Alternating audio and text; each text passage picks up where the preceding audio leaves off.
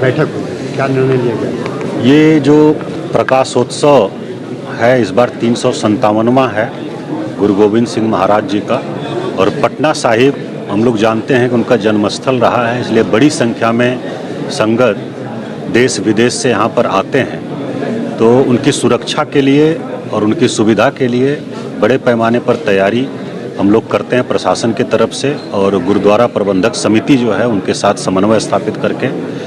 तो वही तैयारी के क्रम में आज हम लोगों ने आज मीटिंग किया है यहाँ पर, जिसमें कि पुलिस पदाधिकारी और मजिस्ट्रेट जो यहाँ पर डिप्यूटेड प्रतिनियुक्त हैं उनकी ब्रीफिंग हम लोगों ने किया है, और सारे इंतजाम यहाँ पर किए जा रहे हैं। मुख्य रूप से सुरक्षा के लिए दंडाधिकारी और पुलिस बल की प्रतिनियुक्ति की गई है, और यातायात प्रबंधन के लिए भी बड़ी संख्या में प्रतिनियुक्ति की गई है, उसका भी हम लोगों ने आज डिस्कशन किया है।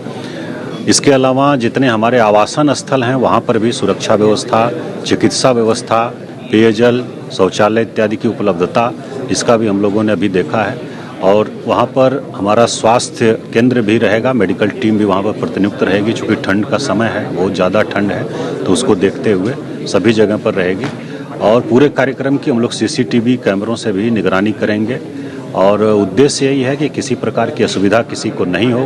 कंगन घाट पर भी एक टेंट सिटी बनाया गया है, आज ही उसका उद्घाटन हुआ है, और लंगर की भी व्यवस्था वहाँ पर की जाती है, जिसमें बड़ी संख्या में श्रद्धालु भी और हम लोग देखते हैं कि स्थानीय लोग भी वहाँ पर लंगर छकते हैं।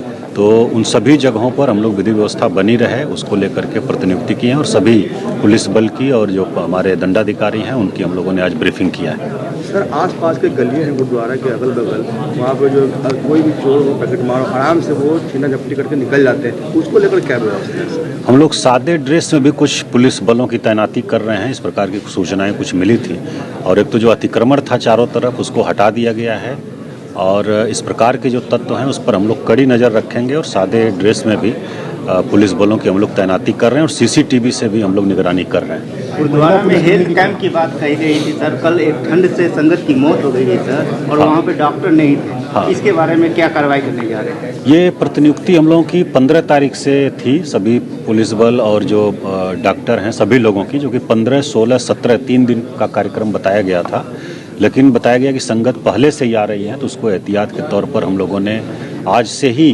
वहाँ मेडिकल टीम की उपस्थिति और एम्बुलेंस वगैरह की उपस्थिति सुनिश्चित करा दिया है। हम लोगों ने जो चीज़ें बताई थी वो, और उसके अलावा जो हम लोग परंपरागत रूप से व्यवस्था करते हैं वो सारी व्यवस्थाएं हम लोगों ने की हैं। 3 अस्थायी थाने खोले गए हैं, जिसमें इंस्पेक्टर रैंक के ऑफिसर को थाना अध्यक्ष बनाया गया है, उसके अलावा पर्याप्त संख्या में उनको बल दिया गया है।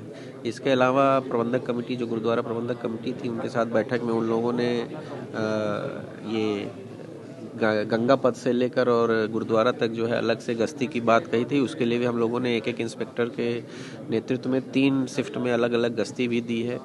पूरे पटना सिटी क्षेत्र में जहां भी श्रद्धालु आते हैं, जहां उनके आवासन स्थल हैं, वहां भी जो है मजिस्ट्रेट और बल की प्रतिनियुक्ति की गई है। रेलवे स्टेशन पे भी हेल्प डेस्क वगैरह बनाए गए हैं।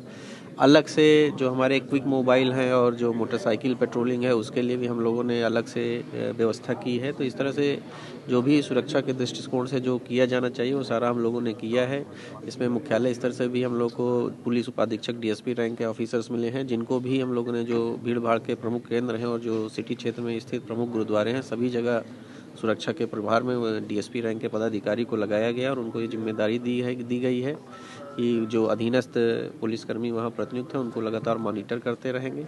हम लोगों ने ब्रीफिंग में भी अपने सभी पुलिसकर्मियों को ये बात बताई है कि ड्यूटी तो करनी है, साथ ही साथ जो श्रद्धालु आएंगे उनकी भावनाओं का भी सम्मान करना है, उनको किसी प्रकार की कोई असुविधा न हो, उनके साथ अच्छा व्यवहार किया जाए। और इसके अतिरिक्त जो ये अलग अलग समय पर जो लोग आते हैं उसके लिए उसको ध्यान में रखते हुए ट्रेन से जब लोग आ रहे हैं तो पटना साहिब स्टेशन से आने के समय में या फ्लाइट से जब आ रहे हैं उसके लिए भी हम लोगों ने कहा है कि स्थानीय आवश्यकताओं के अनुसार जो है जो अपना रोटेशन है वो बदलते रहेंगे ये लोग। इस बीच में जो कई VIP विजिट्स भी हो सकती हैं, उन VIP विजिट्स को भी हम लोगों ने एकोमोडेट करने के लिए कहा है कि जब भी इस तरह की कोई सूचना मिले, कोई सीनियर जो है राजनीतिक व्यक्तित्व या कोई सीनियर ऑफिसर आ रहे हैं तो उनको भी किसी प्रकार की असुविधा नहीं होने पाए। अभी ब्रीफिंग कार्यक्रम में स्थानीय लोगों ने जो ट्रैफिक को लेकर कुछ 1-2 विषय उठाए थे, तो SP ट्रैफिक ने भी उनकी जो स्थानीय आवश्यकताएं हैं उनको भी एकोमोडेट करने की बात कही है। तो इस प्रकार हम लोग जो स्थानीय लोग हैं उनकी जो ज़रूरतें हैं और साथ ही साथ जो हमारे श्रद्धालु आ रहे हैं उनकी सुरक्षा सुरक्षा के दृष्टिकोण से जो किया जाना है वो सारे प्रयास हम लोग कर रहे हैं। 3 दिन भर में कमर्शियल वाहन चलेंगे कि नहीं?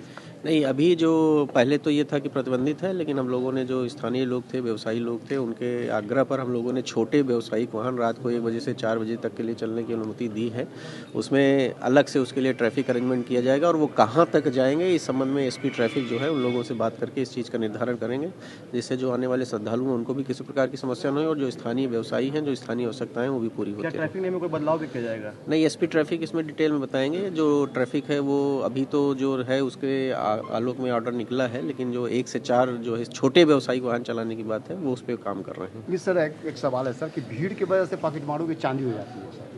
नहीं, इसमें देखिए हम लोग तो कई तरह से बल की प्रतिनियुक्ति कर रहे हैं और जो प्लेन क्लोथ्स में भी रहेंगे, लेकिन हमारा अनुरोध होगा कि जो लोग हैं वो भी इस बात का ध्यान रखें कि भीड़ में इस तरह की घटनाएं होती हैं और कई बार उनको भी पता नहीं चलता है, तो सुरक्षित तरीके से जो उनके सामान है उसको रखें। जो कई जगह जो है गठरी वगैरह रखने का भी इंतजाम प्रशासन द्वारा किया गया है, इवन गुरुद्वारा प्रबंधक कमेटीज़ द्वारा भी किया गया है। तो जो निर्धारित स्थल हैं वहीं चीज़ों को रखें, अपने सामान को सुरक्षित रखें और साथ ही साथ जो है स्थानीय जो लोग हैं जो उन्होंने जो व्यवस्थाएं की हैं, जो विश्वसनीय व्यवस्थाएं हैं, वहीं पर ये सारी चीज़ें करें। अनावश्यक जो है सड़क चलते किसी के ऊपर भरोसा नहीं करें, नहीं तो ऐसे ही तमाम खबरों के लिए आप सभी बने रहिए हमारे साथ और देखते रहिए बिहार उज्जवल न्यूज। अब तक हमारे YouTube चैनल को सब्सक्राइब नहीं किया है तो जल्दी से सब्सक्राइब कर लीजिए। फेसबुक पेज को भी फॉलो कीजिए। वीडियो पसंद आए तो खूब लाइक कीजिए, शेयर कीजिए, कमेंट कीजिए। वीडियो देखने के लिए आप सभी का धन्यवाद।